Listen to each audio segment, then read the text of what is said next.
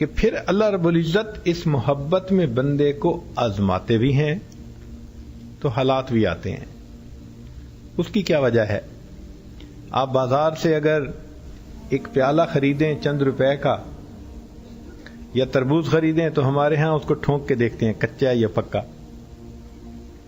ایک مٹی کا برتن خریدنا ہے چند ٹکے کا، ہم اس کو بھی چیک کرتے ہیں کچا ہے یا پکا. جس نے اللہ رب العزت سے محبت کا قدم اٹھایا اللہ بھی دیکھتے ہیں کچا ہے یا پکا. کبھی بیماری بھیج دی، کبھی گھر کی پریشانی بھیج دی، کبھی کوئی اور پریشانی بھیج دی. اذا احب اللہ عبدا ابتلاہ، پھر اللہ تعالیٰ اس پر آزمائش بھیجتے ضرور ہیں، مگر یہ آزمائش اس کو برباد کرنے کے لیے نہیں ہوتی، یہ اس کو قبول کرنے کے لیے ہوتی ہے. میرے گھر کے راستے میں کوئی کہکشاں نہیں ہے، میرے گھر کے راستے میں کوئی کہکشاں نہیں ہے، انہی پتھروں پہ چل کے اگر آ سکو تو آؤ. اگر دنیا کے محبوب کہتے ہیں کہ پتھروں پہ چل کے آؤ تو پھر وہ تو پروردگار ہے سب کا، وہ بھی کہتے ہیں کہ آنا ہے تو پھر ذرا ثابت کرو کہ تم واقعی مجھے چاہتے ہو، ورنہ تو سب کے سب دودھ پینے والے مجنو بنے ہوئے ہوتے. کہتے ہیں کہ لیلا کسی مجنو کو دودھ بھیجا کرتی تھی اور لے جانے والا کسی اور بندے کو دے آتا تھا، تو وہ کچھ بھی بچا کے واپس نہیں بھیجتا تھا. تو لیلا کو شک پڑ گیا یہ اصل مجنو نہیں ہے، اگر ہوتا تو کچھ نہ کچھ مجھے بھی بچا کے بھیجتا، اور یہ تو سارا ہی جو ہے پی جاتا ہے. تو ایک دن اس نے اس جندے کو کہا کہ جاؤ اور مجنو کو کہو کہ آج اس نے دودھ پینے کو نہیں بھیجا بلکہ یہ چھوٹا سا برتن بھیجا ہے، کچھ خون نکال کے دو.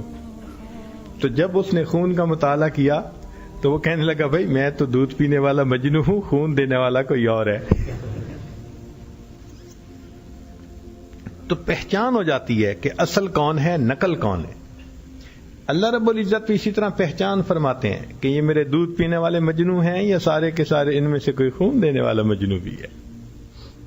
جب محبت ہو جاتی ہے تو پھر محبوب کے سوا کوئی دھیان نہیں رہتا.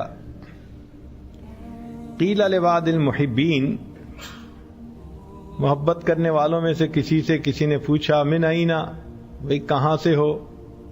قال من عند الحبیب، کہنے لگا محبوب کی طرف سے. قیل ولا وإلی این، کہ جانا کہاں ہے؟ قال الی الحبیب، حبیب کی طرف جانا ہے. قیل ما تشتہی، پوچھا تجھے چاہت کس کی ہے؟ قال لقاء الحبیب، کہنے لگا کہ محبوب کی. قیل الی متی تذکر الحبیب، پوچھنے والے نے کہا تو کب تک محبوب کا تذکرہ کرے گا؟ قال حتی ارا وجہ الحبیب، جب تک میں محبوب کے چہرے کو نہیں دیکھ لوں گا. اللہ اکبر کبیرہ. یہ اللہ رب العزت کی محبت عجیب ہوتی ہے.